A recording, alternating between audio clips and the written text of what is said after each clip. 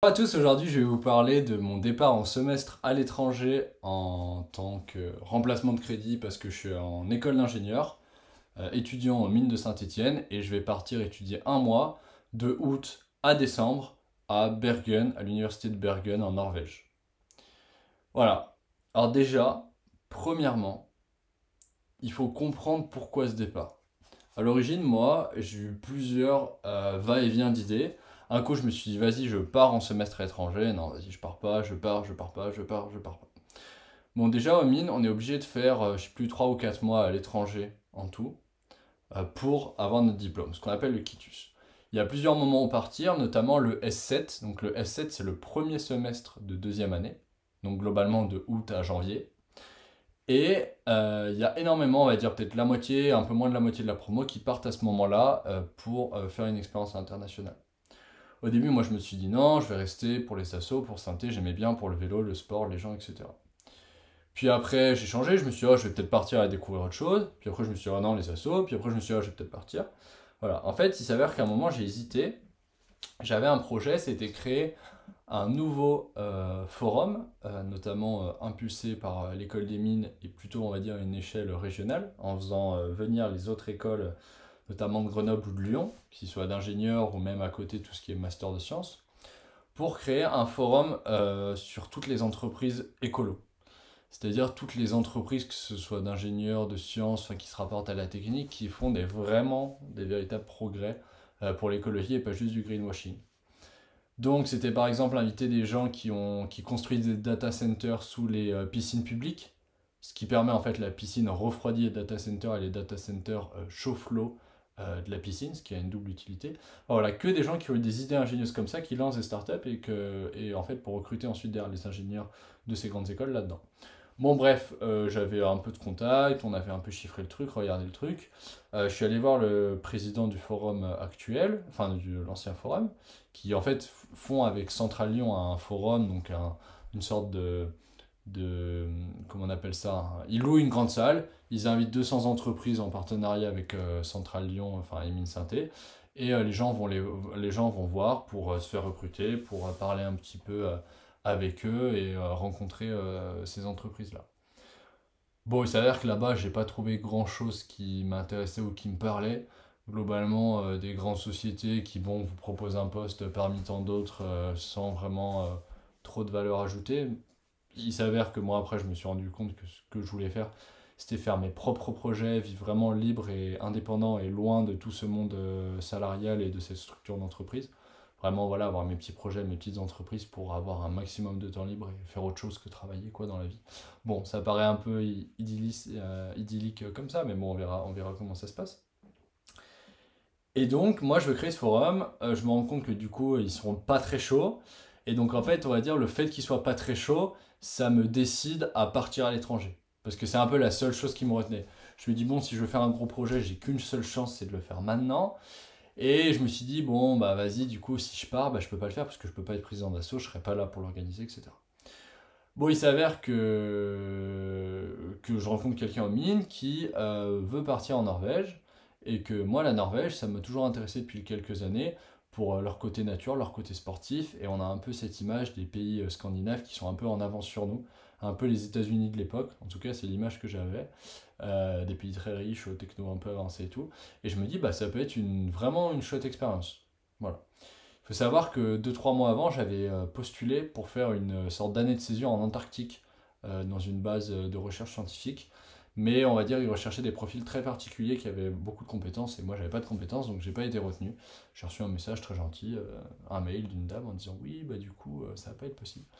Voilà, et donc moi le grand froid m'intéressait et de base je me disais bon on va partir en Norvège puis après on va aller voir les îles Svalbard, tout ça, tout l'Arctique la Laponie, tout ça. Bon, il s'avère qu'on ne fera pas exactement ça, mais je vais vous expliquer un petit peu en détail ce qui va se passer.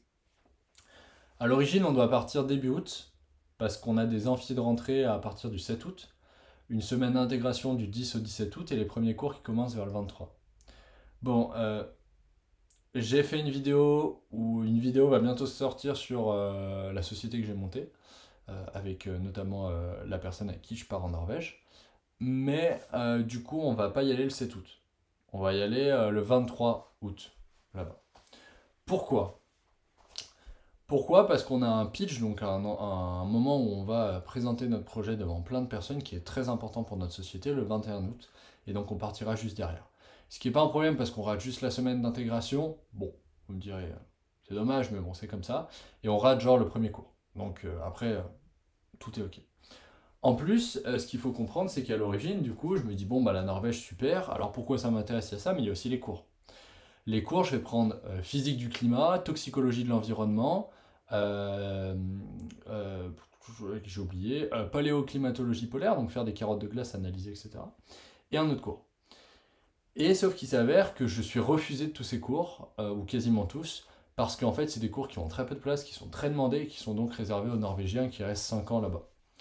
Donc je me dis, oh punaise, fais chier et tout, machin.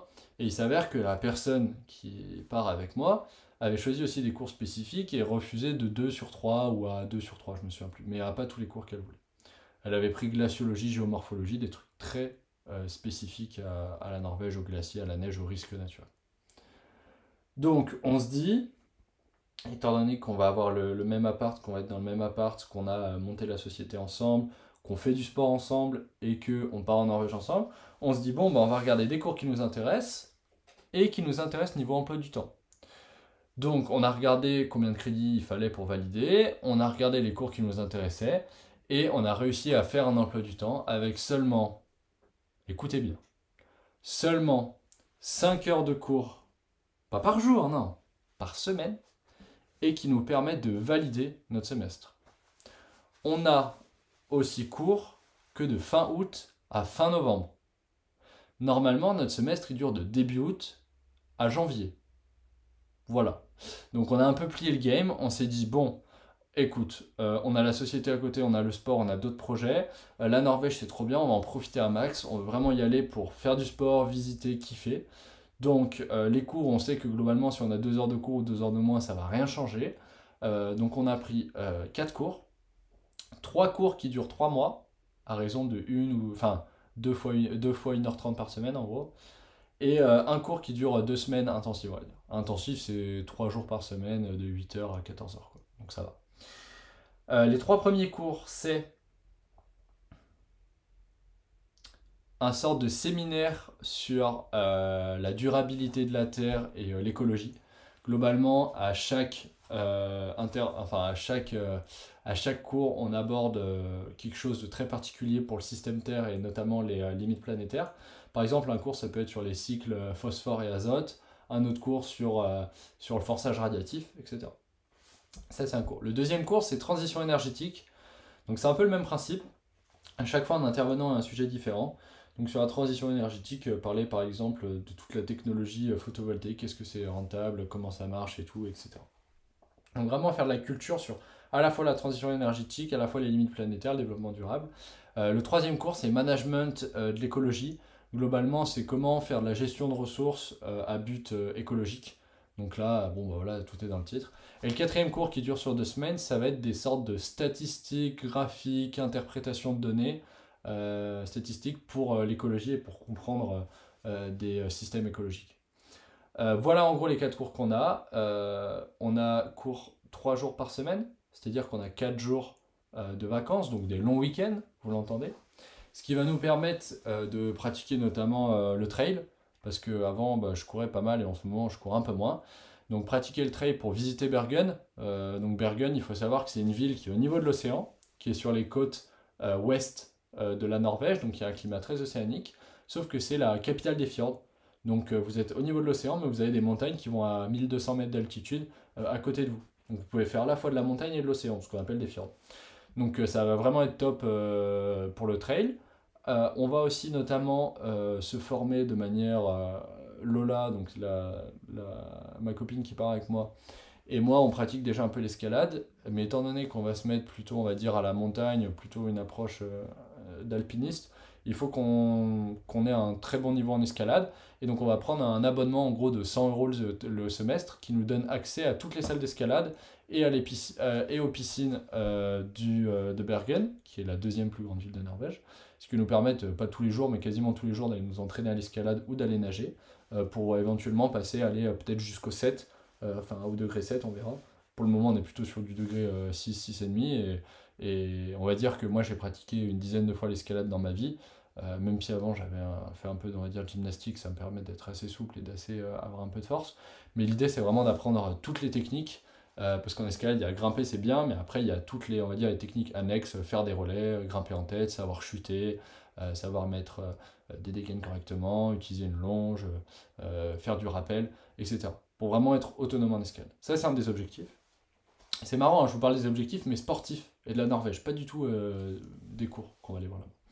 Un autre objectif, c'est de développer du cardio de fond, on va dire, avec la piscine pour la récup et le trail, notamment le trail. Donc en plus, je me suis acheté des bâtons Lecky Carbone, pour ceux qui connaissent, pour faire du kilomètre vertical, parce que moi, ce que je préfère, c'est, on va dire, c'est les ascensions. Voilà, donc pour vraiment m'entraîner là-dessus. Donc c'est, on va dire, le gros objectif. Et derrière, faire des treks. Des treks, on espère, avec des étudiants internationaux, des Norvégiens, pour visiter la Norvège, pas non seulement Bergen, prendre le train pour aller à Oslo, pour aller à Tromsø au-dessus, aller vous savez, en Norvège, ils sont vraiment très axés nature. Tout leur plaisir, c'est nature et sport. Et donc vous avez énormément d'infrastructures, notamment des espèces de mini cabanes d'architectes de luxe qui sont posées et en libre accès un peu partout sur les fjords dans le pays. Donc l'idée, voilà, c'est d'aller faire des longs treks pour se ressourcer, pour découvrir ce pays. Et bien sûr, après, c'est de partager notre vie là-bas avec les locaux, avec les Norvégiens. Il tombe bien parce que on va dire, le président du club international, donc de l'association qui aide les étudiants internationaux et qui les accueille, était venu aux mines de Saint-Étienne cette année. Donc on le connaît bien, en plus je le connais bien. On va même peut-être prévoir une petite dégustation de vin parce que j'habite dans une région viticole et voilà, j'ai beaucoup travaillé, enfin on va dire travailler comme ça un petit peu dans le vin, donc je vais essayer de ramener des bouteilles, parce que oui, on n'y va pas en avion, on y va en voiture.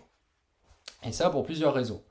La première, c'était plutôt écologique, parce que l'avion, tant qu'il y a une autre alternative, on préfère prendre l'autre alternative. Voilà, en termes de coût, la voiture c'est un petit peu moins cher, mais globalement c'est kiff-kiff avec l'avion. En termes d'émissions, je crois qu'on divise par 3 ou 4. Donc c'est déjà intéressant. Ça pollue beaucoup hein, d'aller en Norvège en voiture, on entend, ce serait mieux le train. Bon, le train, faut compter 800 balles, et puis avec les bagages, c'est pas pratique. Donc autant vous dire qu'en tant qu'étudiant, voilà. La voiture, c'était un bon compromis, surtout que ça nous permet d'emmener le sac de piscine avec les palmes, les plaquettes, les pool boys, le sac d'escalade avec les cordes, casque, baudrier. Ça permet d'emmener la guitare, parce qu'un des autres objectifs de la Norvège, et ça je vais en venir, c'est de lire un peu et de faire de la guitare. Parce que la guitare, j'en ai acheté une, j'ai commencé parce que j'adore la musique, mais j'ai pas eu le temps avec le projet de la société, le sport, les études, tout ça. Donc voilà, on va en Norvège pour élargir notre culture sur tout ce qui est développement durable, environnement, transition énergétique, statistique, écologie. Mais derrière, l'objectif principal, c'est de profiter là-bas des gens, du pays, de la nature, pour faire du sport. On l'aborde un peu, on va dire, en stage sportif. Et comme on termine fin novembre, à l'origine, on voulait monter au cercle polaire arctique et essayer d'aller aux îles Svalbard et à Nordkap. Sauf qu'on s'est rendu compte qu'à partir du mois de novembre, il y a 0 heure de jour là-haut. Vous passez le cercle arctique, on allait faire 20 jours dans le noir. Donc on s'est dit non, au lieu de monter à Nordkap, on y retournera en vélo, c'est un peu plus marrant. Nous, ce qu'on va faire, on va faire un road trip en Europe centrale. Donc descendre dans toutes les grandes capitales, aller à Prague, à Vienne, à Zagreb, en passant par le Monténégro, la Croatie, Venise, et revenir. Voilà, partir le 1er décembre de Norvège, revenir le 15-20 décembre en France, faire un road trip d'une vingtaine de jours, pour ensuite profiter de Noël avec la famille. Et après, il reste tout le mois de janvier, et un peu fin décembre, où on est libre, on n'a rien. Donc là, l'idée, ça va être pour moi encore de travailler bien sûr sur la société pas à pas. D'ailleurs, pendant toute la Norvège, en fait, on a choisi peu de cours aussi, c'est pour aussi être disponible et pouvoir travailler, faire des nouvelles pièces, développer des nouveaux process, notamment un progiciel, j'en parlerai bientôt, pour créer nos maquettes en Norvège, développer d'autres projets, notamment les buzzers, notamment Instarketing pour ceux qui voient, d'autres projets que j'avais à côté avant. Voilà, c'est vraiment cette idée de se reconnecter un peu à ce qu'on aime et ce qu'on a envie de faire plutôt que de mettre la priorité sur les cours. Mon idée, c'est de vous faire un ou deux petits vlogs, enfin peut-être pas des vlogs, non, mais des vidéos là-bas pour vous expliquer un peu comment ça se passe, l'interculturalité, les gens, le déplacement, comment on fait, combien ça coûte. Il faut savoir que là, on a une bourse de 2000 € pour partir. Donc on reste 4 mois, ce qui fait 500 € par mois, en sachant qu'on a besoin en Norvège entre 900 et 1000 € pour vivre, globalement. Parce que la bouffe, ça coûte 2 à 3 fois plus cher, le logement, c'est à peu près le même prix, et après, il y a les transports et les activités à côté. Bon, les activités, on parle pas de beaucoup d'activités. Mais voilà, donc l'idée, ça va être aussi, bah, comme je l'ai dit, pendant les longs week-ends, ça va être d'aller en Laponie, de bouger un petit peu, soit avec la voiture, soit avec le train, pour découvrir vraiment ce pays en profondeur. Et puis voilà, de kiffer, ça va passer vite, hein, 3 mois. Puis au mois de janvier, voilà, bosser sur entreprise. Et moi, je me mettrais, je suis pas un grand skieur, mais on va dire, j'ai beaucoup skié. Par contre, j'ai jamais fait vraiment de ski de rando, donc l'idée sera peut-être faire un mois de ski de rando. Comme ça, j'aurai le trail et la condition physique, la piscine, l'escalade et le ski de rando. Il me manquera plus que l'alpinisme, mais je pourrais faire des petits voyages, peut-être. On verra. En tout cas, c'est un des objectifs. Voilà, n'hésitez pas à poser vos questions et puis je vous ferai d'autres vidéos sur ma mobilité. Ciao!